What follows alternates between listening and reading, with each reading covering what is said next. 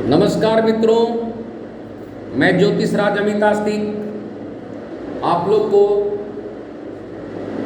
आज हम बताने जा रहे हैं कि एक ही समय में इंसान जन्म लेता है और एक बन जाता है अपराधी और एक बन जाता है धार्मिक व्यक्ति जिसको समाज में प्रतिष्ठा मिलता है। आखिर वो कैसे मिलता है? तो हम आपको बता देना चाहते हैं कि जो इंसान अपने बाल्यकाल में, बचपना में भगवान राम के तरह, भगवान कृष्ण के तरह जंगल में रहकर गुरु जी का सदा आदर करता है,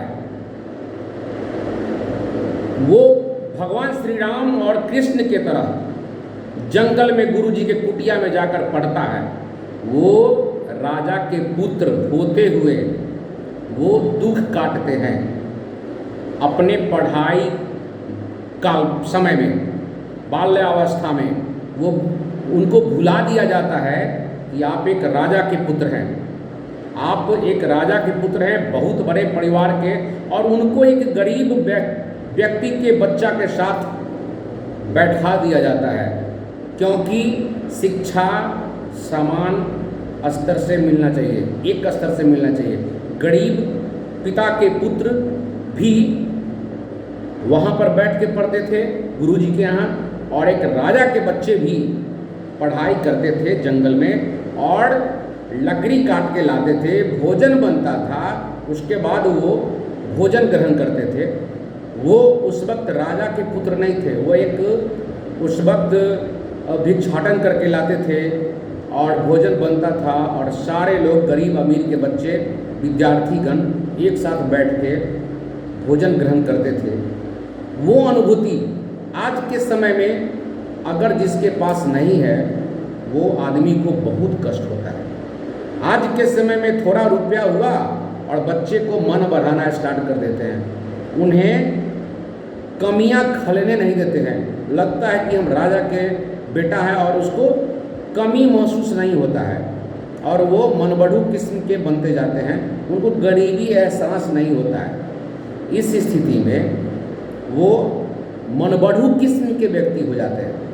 वो न भगवान को मानते हैं और जो भगवान पे आस्था, उनको धर्म का ज्ञान होता नहीं है। वो कल के डेट में माँ पिताजी के साथ भी अच्छा व्यवहार नहीं करते हैं। वो अपने माँ पिता को छोड़कर कहीं परदेश चले जाते हैं।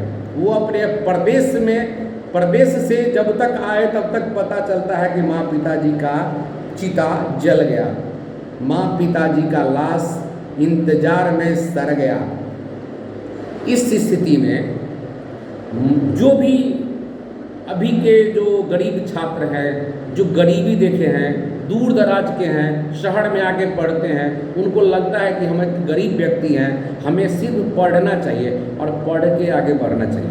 इस स्थिति में उनको सारा नैतिक ज्ञान होता है, वो उनको एक एक रुपया खलता है और वो जब उनको लगता है कि हमारे दुनिया में कोई नहीं है, हमारे पिताजी के पास पैसा नहीं है, तो उसको ये पता होता है कि सबके पिता एक परम पिता है, उनके शरण में अगर रहें तो हम आगे बढ़ जाएंगे। नतीजा ये निकलता है कि वो गरीब व्यक्ति जो प्रभु के शरण में रहता है और प्रभु का नाम लेने लगता है और उसके बाद वो पढ़ाई स्टार्ट करता है, इतना मेहनत करता है, वो बहुत बड़ा पद पे चला जाता है और बहुत बड़ा पद प्रतिष्ठा प्राप्त करता है। और ऑटोमेटिकली ईश्वर का जब नाम लेंगे हम, तो ईश्वर का हम एडॉप्शन दत्तक पुत्र बन जाएंगे और ईश्वर के सबसे करीबी होंगे। जब लाइनिंग रहेगा, लाइन में लोग खड़े रहेंगे, तो हम तो ईश्वर का नाम ले रहे हैं, तो ईश्वर का तो बहुत करीबी है, ऑटोमेटिक ईश्वरीय कृपा तो हम में आएगी ही। तो हर इंसान को एक बाल्यावस्था में, छोटे उम्र में सिर्फ अपने विद्यार्थी जीवन का ही अनुभव लेना चाहिए। ये मत सोचना चाहिए कि हम बड़ा बाप के बेटा हैं तो हम बहुत बड़ा कर जाएंगे, नहीं। ईश्वरीय कृपा जरूरी है, ईश्वर के शरण में रहने की जरूरत है। इसलिए हर माँ बाप को चाहिए कि अपने बच्चे पर ध्यान दे।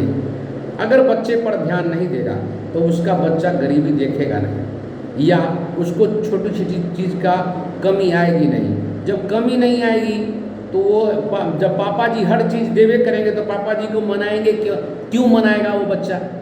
गॉड उसको अपने शरण में कैसे लेंगे? गॉड अपनी कृपा क्यों बरसाएंगे उस पर? इसलिए जीवन में अभिभावक को चाहिए कि अपने पुत्र को शिक्षा दीक्षा के क्रम में ज़्यादा मन को न बढ़ाएं, सही तरीके से पढ़ाई लिखाएं, आगे उसका भाग्य, क्योंकि भाग्य विधाता ईश्वर है। धन्यवाद।